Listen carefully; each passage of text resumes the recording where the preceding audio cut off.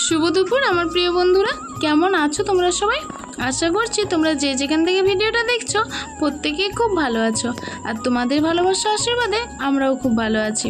মেদিনীপুর জেলার ছোট্ট একটা গ্রাম থেকে আমি পিউ আমার ব্লগ চ্যানেলে আরও একটা নতুন ভিডিওতে তোমাদের সবাইকে জানাই অনেক অনেক স্বাগত, অনেক অনেক ভালোবাসা। তো আজ হচ্ছে শনিবার। আজকের ব্লগটা আমি এখন থেকে শুরু করলাম। এখন বাজে দুপুর 2টো। আজকে আমার সকালে কাজকর্ম, রান্না বান্না, মানে শাশুড়ি মা ছেলেকে খেতে দেওয়া সমস্ত কাজ গোছ। আর জানোই তো দুপুর 2টো মানে আজকে সকাল থেকে কোনো কাজ শেয়ার করিনি, কারণ সকালে কাজকর্ম তো তোমাদের সাথে শেয়ার করতেই থাকি, যার জন্য আজকে শেয়ার করিনি। আর এমনিতেও প্রচণ্ড তাড়াহুড়োয় ছিলাম, কোনো কিছুই আর শেয়ার করা হয়নি। কিন্তু কি করব, ভিডিও তো করতেই হবে, কারণ আজকে যদি না ভিডিও করি কালকে তোমাদের কাছে কি ভিডিও দেবো বলো? যার জন্য আজকে ভিডিওটা দুপুর থেকে শুরু করলাম। তো পুরো ভিডিওটার সাথে থাকো আর দেখতে থাকো, অনেক কিছুই তোমাদের সাথে শেয়ার করব। আর আমার আজকের ভিডিওটা যদি কোথাও কোনো অংশে একটু ভালো লাগে প্লিজ একটা লাইক করে দিও। আর তোমাদের মতামত আমার কমেন্ট বক্সে সুন্দর সুন্দর কমেন্টগুলো করে জানিয়ে দিও। তো চলো, আর যারা নতুন বন্ধু আসছো তারা চ্যানেলটিকে সাবস্ক্রাইব করে পাশে থাকা বেল বাটনটি ক্লিক করে দিয়ে আমার এই ছোট্ট পরিবারের এক নতুন সদস্য হয়ে আমার পাশে থেকেছো। আর যেহেতু শনিবার, এই জন্য দেখো আমাদের তো সকাল থেকে খাওয়া দাওয়ার ব্যাপার নেই, সকাল থেকে তোমাদের দাদা ভাই আর আমি দুজনেই উপোস। তো বাড়ির সমস্ত কাজ, রান্নাবান্না, ছেলেকে শাশুড়ি মাকে খাওয়ানো, বাসন ধোয়া সমস্ত কাজ গোছ করে নিয়ে আমি আবার একবার গা ধুয়ে আসলাম, কারণ মন্দিরে যাব আজকে, বড় ঠাকুরের মন্দিরে। তোমরা তো জানোই শনিবার মঙ্গলবার আমি পুজো দিতে যাই, আমরা ওই পাঠটাও করি, শনিবার মঙ্গলবার করি, আর শনিবার মঙ্গলবার পুজো দিতে যাই দুজনেই। তো যার জন্য এদিকে রান্না, খাওয়া দাওয়া সমস্ত সৌরি কাজ গোছ করে নিয়ে ছেলে আর শাশুড়ি মায়ের খাওয়ার বাসনটাও ধুয়ে নিলাম, তারপর গা ধুয়ে আসলাম নতুন করে। মানে ওই যে সগরি জামা কাপড়গুলো সব ছেড়ে নিলাম আর গাটাও একটু ধুয়ে নিলাম, যেহেতু মন্দিরে যাব। তারপর দেখো আলতা পড়ছিলাম, আলতা পড়তে গিয়ে মনে পড়লো নেল পালিশ পরার কথা। আর এখন কি বলো তো, এতটাই চাপে বাড়ির কাজ, আবার এই ওয়াইটির চাপে এতটাই ব্যস্ত হয়ে গেছে, একটুও সময় পাই না নিজের জন্য। তো এই জন্য যেহেতু আলতা পড়ছিলাম, তো এই কাজের মাঝখানে নিজের জন্য একটু সময় বের করে নিলাম। নেল পালিশগুলো পরে থেকে শুকনো হচ্ছে, জানো তো, নেল পালিশগুলো কিনি আর পরে থেকে শুকনো হয়েছে। এটা আমার পছন্দের ফেভারিট কালার, যেটা পরছিলাম মানে ম্যাটের লাল খয়েরি, এই কালারটা আমার খুবই পছন্দের।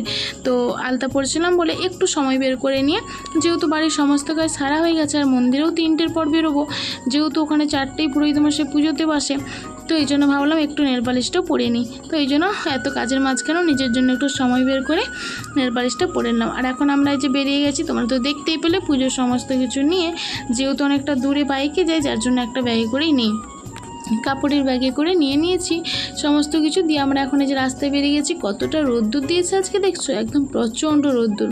আর আবহাওয়াটাও আবহাওয়াটা একদম ভালো নয়, প্রচণ্ড গরম, কিন্তু আকাশটা খুব সুন্দর লাগছিলো, যেহেতু শরতের আকাশ, সুন্দর তো লাগবে। আর এখন আমি বড় ঠাকুরের মন্দিরে পৌঁছে গেছি। আর এই যে বড় ঠাকুরের মন্দিরে, এটা হচ্ছে বড় দেবতার হচ্ছে মূর্তি, শিব দুর্গা রয়েছে এখানে। এখানেও কিন্তু দুর্গাপুজো হয়, দুর্গাপুজোতে কিন্তু ভালোভাবেই দুর্গাপুজো হয়। তো এই জন্য মূর্তিগুলো কিন্তু এবারে বোধহয় রিপেয়ার করা হবে না, ওগুলো আবার বিসর্জন দিয়ে নতুন হবে, যদিও আমি জানি না।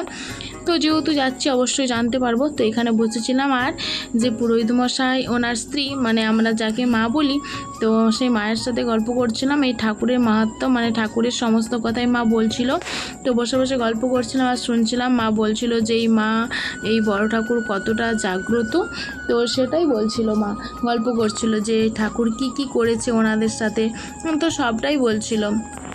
তাই আজকে এইভাবে কোনোদিনও মায়ের কাছে বসে গল্প শোনার কোনোদিনও মানে পাইনি, তো আজকে পেয়েছি সেই সুযোগটা, মায়ের কাছে বসে গল্প শোনা। তো মায়ের কাছে বসেছি, বসে নিয়ে গল্প শুনছি। মানে এখানে যে পুরোহিত মশাই, ওনার স্ত্রী, সবাই আমরা যারা পুজো দিতে যাই ওনাকে পুরোহিত মশাইকে বাবা বলি আর ওনার স্ত্রীকে মা বলি। তো এখানেই বসে বসে গল্প করছিলাম, মায়ের কাছে মা সমস্ত কিছু বলছিল যে ঠাকুর কি করেছে, যে ঠাকুর যে স্বয়ং আছে সেটা বুঝিয়ে দেওয়ার জন্য। আর এখানে যে মা দুর্গা, উনি বা কী করেছেন সমস্ত কিছু বলছিল। তো এখানের যে মা দুর্গা বলছে, জানো, সন্ধিক্ষণে পুজোর সময় মানে টাইম পেরিয়ে যাচ্ছে, পুরোহিত মশাই পুজোয় বসেনি বলে নিজে ডেকে নিয়ে এসেছে পুরোহিত মশাইকে, পুজো করবি তো উঠে আয়, নয়তো আমি চলে যাচ্ছি, এরম ব্যাপার। তো মা সেটাই আমাদেরকে বলছিল। এখানে রাধা হচ্ছে, এখানে আছে রাধা মাধব আছে। তো রাধা গোবিন্দর পুজো হয় ওই মন্দির, রাধা গোবিন্দর পুজো হয়ে তারপর বড় ঠাকুরের পুজো হয়, আর ওখানে শিব দুর্গা রয়েছে, সমস্ত পুজো একসঙ্গে হয়। তো এটা এমন এমন একটা স্থান যেখানে এলে আর কোথাও যাওয়ার প্রয়োজন হয় না। তো এখানটাকে এলেও কিন্তু একটা মনে অদ্ভুত শান্তি পাওয়া যায়, আনন্দ পাওয়া যায়। আমি তো এই শনিবার আসলে একটু আনন্দেই থাকি যে যাব বাবার কাছে পুজো দিতে। তো যাই হোক, এইখানে দেখো কত মানুষের সমাগম, যেহেতু আজ একাদশী প্রচুর ভিড়, মানে মন্দিরে তো সামনে যেতেই পারছি না। অনেকটা সময় হয়তো চালায় বসে মায়ের সাথে গল্প করলাম, তারপর অঞ্জলি দেব বলে সামনের দিকে একটু এগিয়ে আসছিলাম আর তোমাদের সাথে একটু শেয়ার করলাম। যে কোনো প্রকারে অঞ্জলি দেওয়ার সময় একটু সামনের দিকে এসেছি, তার আগে তো আসতেই পারিনি। আর এখানে দেখো কত মানুষ আসে, কত মানুষের এই যে প্রসাদ সব রয়েছে, আর ওখানে কত ফল উপকরণ কুচানো আছে, আর এত মানুষের সমাগম, সামনে যেতেই পারছিলাম না, তবু তোমাদের সঙ্গে একটু শেয়ার করলাম সামনে এসে। তো প্রচণ্ড ভিড় হয়, প্রত্যেকটা শনিবারই এরকম ভিড় হয়। দেখো তোমরা ওই ঠাকুরকে মানে একটু মানো দেবে, খুব ভালো। তো বন্ধুরা এখন সন্ধে হয়ে গেছে, আর আজকে তো সারাদিনই কোনো কিছুই তোমাদের সাথে শেয়ার করতে পারিনি, কারণ সকালে উঠে সকালে বাড়ির সমস্ত কাজ সেরে নিয়ে তারপর তো তোমরা তো দেখতেই পেলে যে দুটো ছোট ছোট বাছুর রয়েছে, তো তাদের মানে কাজ করে বুঝতে পারছো তাদেরকে টাইমে টাইমে খাওয়াতে হয়। তারা ঠিক মতো এখন নিজে খেতেও পারে না, যেহেতু হবার পরে ওয়েদারটা একদম ঠান্ডা পেয়েছিল, মানে বৃষ্টি হচ্ছিল, রোদটা গায়ে লাগেনি, যার জন্য অতটাও তারা মানে চালাক হয়নি, এখনও নিজে নিজে খেতে পারছে না, কাছে থেকে খাইয়ে দিতে হচ্ছে।